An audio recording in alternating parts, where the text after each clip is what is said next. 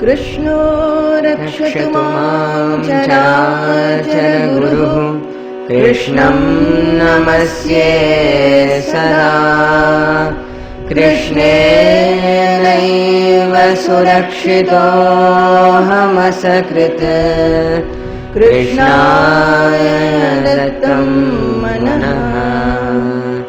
So after giving the idea of this, the real joy, which is the property of the soul, the quality of the soul, Krishna immediately cautions Arjuna that, well, Arjuna, for this, it's not that because the whole world is made of Triguna, everything, all the activities mean they are all of Triguna.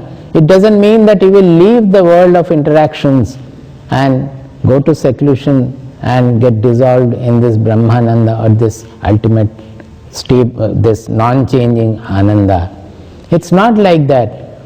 You have to divinize your all interactions so that in everything, in sukha, dukkha, labha, alabha, in success as well as failure, in victory as well as defeat, everywhere you will not be missing this Ananda at all. As I said, girna bhi anand hai, girna bhi anand hai. So immediately he cautions Arjuna that karmani eva adhikarahte, that your fitness is in karma. Don't think that although I have told you about this Sankhya Yoga and this philosophy and this exclusive, this fusing into that knowledge, you are not fit for it because you have meditated on war for so many years. We have been thinking of the weapons of the war.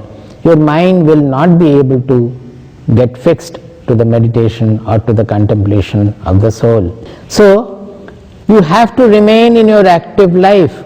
Right now, you have to fight the war. So, karmani eva adhikaraha te, your fitness, your deservingness, your fitness is still in karma. But I will tell you how not to get bound by whatever you do, how not to get affected by whatever you do. He says, ma phaleshu kadachana, ma phaleshu te sangaha astu, ma karma phalahetu bhuhu, ma te sangaha astu akarmani.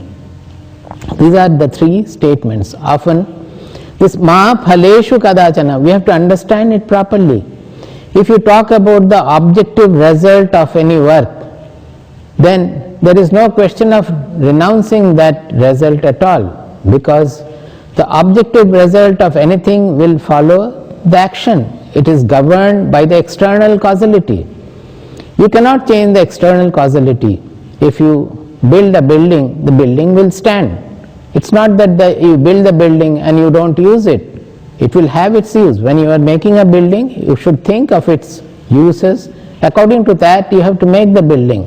If you are opening a factory, you have to think what is the produce going to be of the factory, what is the product of what is going to be the product of the factory.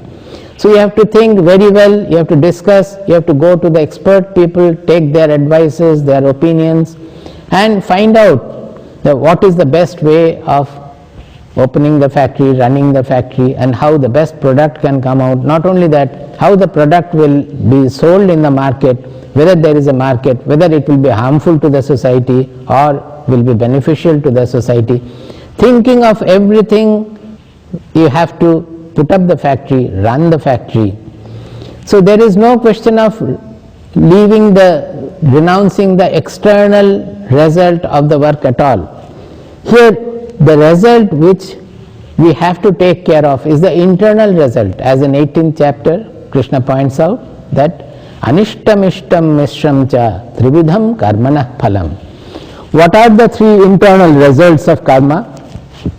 They are of three kinds: anishta, ishta and mishra. That means one which is not desired, that is whatever we desired, the opposite has happened, that is anishta. Ishta means whatever I have desired, that has happened, and mishra means a mixture of the two. That means it is not so good as I desired and also not a complete failure or the opposite of it. So these are the three kinds of results we can expect. Whatever is the objective result, that will depend on the work done. Whatever you have done, whatever others have done, whatever is the natural situation, various points are there to bring in the objective result. Suppose you have done some cultivation, you have taken all the care, you have got good irrigation method, you have got the best of the seeds, you have put all your effort to have the best of the product, the best paddy, but after the paddy has come up, very good paddy, but even then at that time suddenly the flood came and destroyed the crop. So if the crop is spoiled because of some natural reason, immediately it is anishta. You have not desired this kind of a result, but the result has come where you did not have anything to do about it. So there should be the readiness in your mind to accept this anishta result also.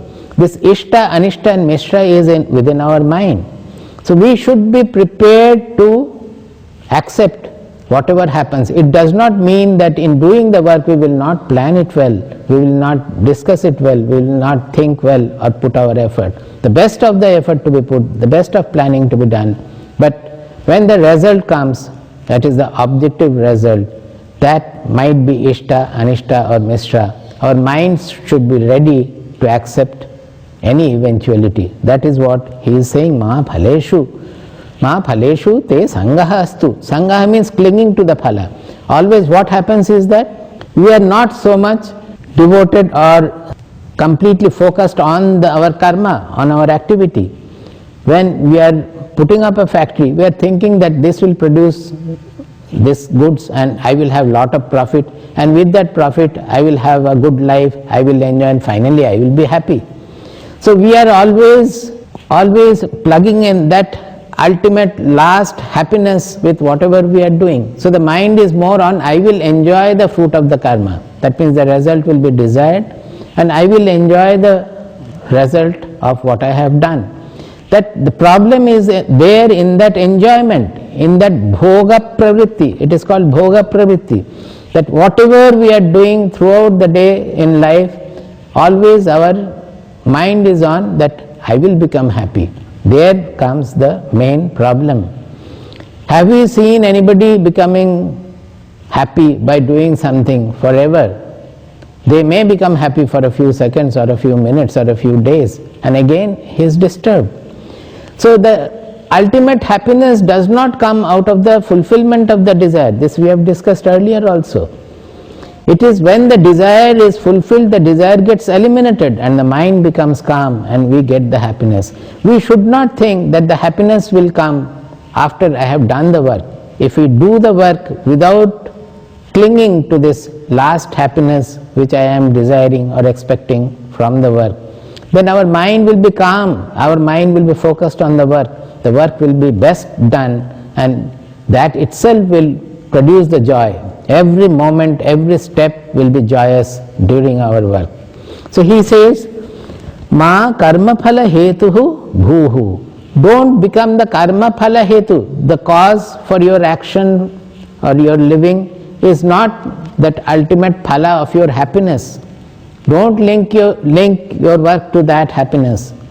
Don't do it only for that you will be happy. You may not even live. Suppose you are fighting the war. In the process you may die. Who knows that you are going to live after the war and you are going to have the kingdom and enjoy the kingdom. But as Arjuna, you have said that yat rajya sukha lobhena. That means you are assuming that this rajya, this war, you will win, you will get the rajya and that will produce happiness, and you are fighting the war for the greed, for enjoying that happiness. That should not be the case. You are fighting the war because the war is needed to establish the righteous rule in the society. And you may succeed, you may not succeed also. But you have to fight the war with all your effort and excellence, whatever you can. During the independence movement also, people who fought for the independence, who sacrificed their life for the independence, did they see the independence? They perhaps had died much before the country got independent. So this can always happen, but the joy for them was dedicating their life for the country. There lies the joy. So ma karma phala hetur bhuhu mate sangostu akarmani. Also be careful, Arjuna, thinking that the ultimate joy, the ultimate level of our identity the universal identity that does not depend upon any activity here in this world, that is transcending all the activities, all the changes, thinking that don't be attached to the akarma also, don't become idle, do not take to idleness at all, because that will spoil your purification of the mind, your expansion of the mind, which I said that each activity has to be used as an instrument towards liberation, because by performing the activity with the right attitude, our mind will expand, our mind will get rid of all its constrictions and finally will attain liberation. So he says, karmanyevadhikaraste ma phaleshu kadachana ma karma phala heturbhuhu ma te sangostu akarmani. Then he says that how you have to work. Yogasthah kuru karmani, yogasthah kuru karmani, sangam tyaktva dhananjaya, siddhya siddhyo samo bhutva, samatvam yoga uchyate. Yogasthah kuru karmani, sangam tyaktva dhananjaya, siddhya siddhyo samo bhutva, samatvam yoga uchyate. He said that while performing the work, you have to remain in yoga. How? How can you work when you are in yoga? That will be the common question. The Bhagavad Gita yoga is not the yoga which is non-interactional, which is when you are sitting in meditation or contemplation. It is not that. Bhagavad Gita is clearly defined as this. What is that? Siddhya siddhyo samo bhutva samatvam yoga uchyate. This I have discussed earlier also. The yoga is defined as samatva. And what is this samatva? Evenness. It is to remain even in both siddhi and asiddhi. That is both in success as well as failure. That means that although we will, whenever we are doing our work, can we do it without expecting success? We are doing to be successful. We are planning according to that. But suppose we become unsuccessful or a mixture of the two, part successful, then we should be able to accept the eventuality without any affectedness, remaining unaffected in both success and failure. That is the yoga you have to do. So while fighting also, you have to keep that in mind. You have to be in tune with that yoga. That will make you in tune with your real identity, with your core identity. So before proceeding further, we must remember that this yoga of Bhagavad Gita is not a yoga getting away from the world of interactions. It is a yoga remaining in the interactions and making the interactions an instrument for the final goal or for liberation. The process is, well, we can first get into meditation or contemplation of the soul and get to know our real identity in a contemplative mood. But from there also, when we come back, we will again be in the same soup of the world unless our mind is freed of desires. The mind has to be cleansed of its all constrictions, smallness and all. So once we know that this is our real identity, our identity is universal, it is infinite, it is beyond all the three gunas. After knowing that also, we have to establish that truth in everything of the world, in all interactions of the world, in all objects of the world, that the whole activity is taking place on that non-acting substratum. The whole world is nothing but the manifestation of the same truth. That we have to keep in mind. So the Bhagavad Gita approach is a wholesome interactional approach, where Krishna is repeatedly asking us to divinize our world of interaction, divinize our entire life. Brihadaranyaka Upanishad says, Yo vai bhuma tat sukham nalpe sukham asti bhumaiva sukham. Bhuma means infinitude, it means all, including everything. He says, Yo vai bhuma tat sukham. That sukha we say, we are always getting attracted to small sukha. which is followed by dukkha and preceded by dukkha also. The real sukha is not like that. The real sukha encompasses everything and all. It embraces the death as well as the birth. It embraces creation as well as the destruction. Not only that, yovai bhuma tat sukham, that infinitude itself is the sukha. Nalpe sukham asti. The sukha is not there in the small things. The real sukha is not there. Bhumaiva sukham. The sukha lies in bhuma, in the infinitude. The same thing Bhagavad Gita says, yavanarthodapane sarvatas samplutodake. When it is all, everywhere it is water, will you look for the small wells or the ponds? So it is all flooding. So all our interactions, whether it is liked interactions or disliked interactions, sometimes our interactions we may not like. Nobody would like to kill his grandfather, nobody would like to fight with his own teacher from whom he has learned the archery. It is disliked interaction. But whether it is liked interaction or disliked interaction, when we have this comprehensive vision of our real identity, of the truth, on which the whole world is dancing with all its varieties, all its dualities, then we will get the touch of the Ananda. We will be floating in that Ananda.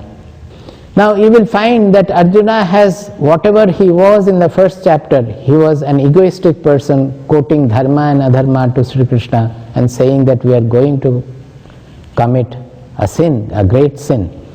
Then he felt extremely depressed and started crying. The Gandiva fell from his hand and he was crying, he was sweating.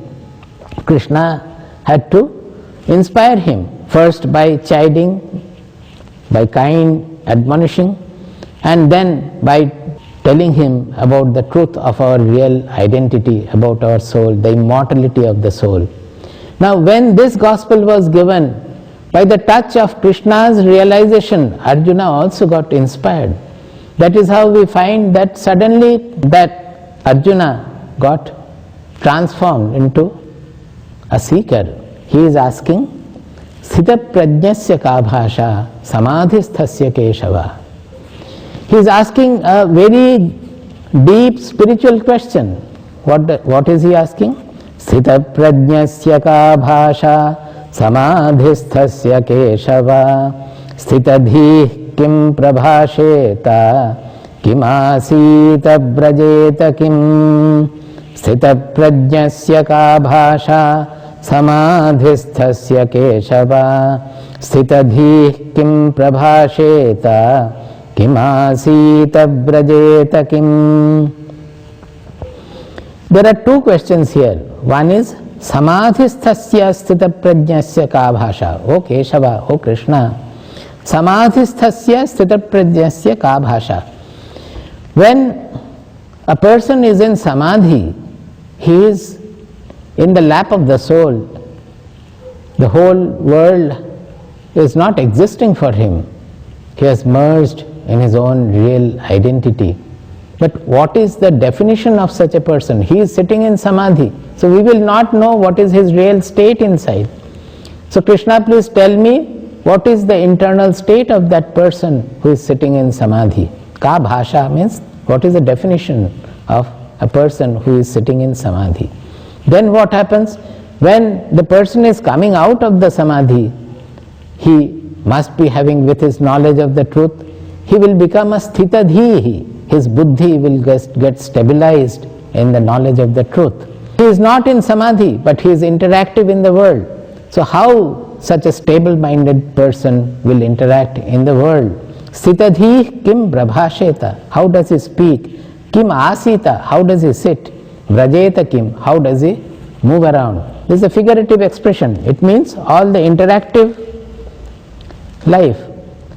How does he speak? How does he sit? How does he move? That means, what are the characteristics of the interactive life of a sthitadhi, one who is a knower?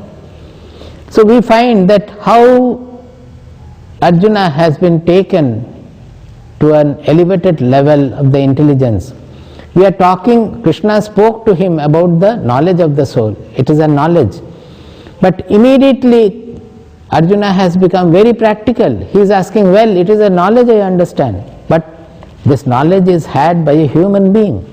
What happens to the human being when he acquires this knowledge? I am interested in knowing that, because we have to follow that.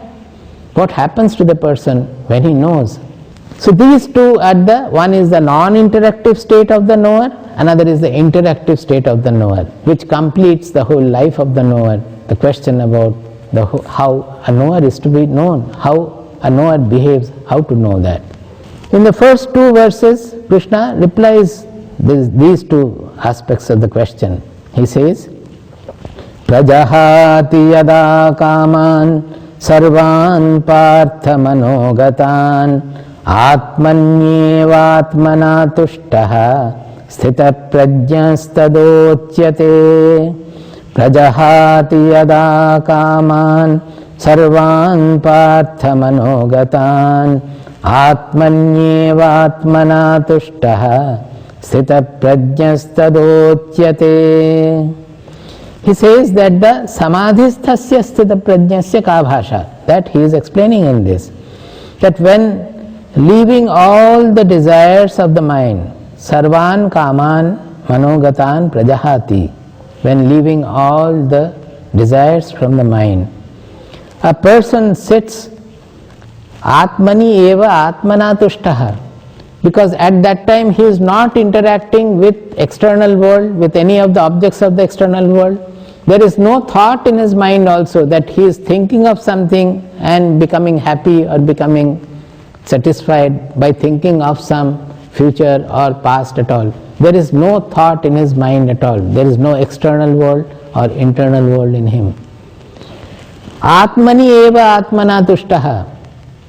Only the Atma, the soul, the real self, the consciousness, that is revealing itself and it is satisfied in itself. It does not need any second object to get satisfied, to enjoy. The joy comes from that only, from the Atma itself, and the Atma reveals itself. He is satisfied by that revelation. This is the state of the Sthita Prajnaha, who is sitting in Samadhi.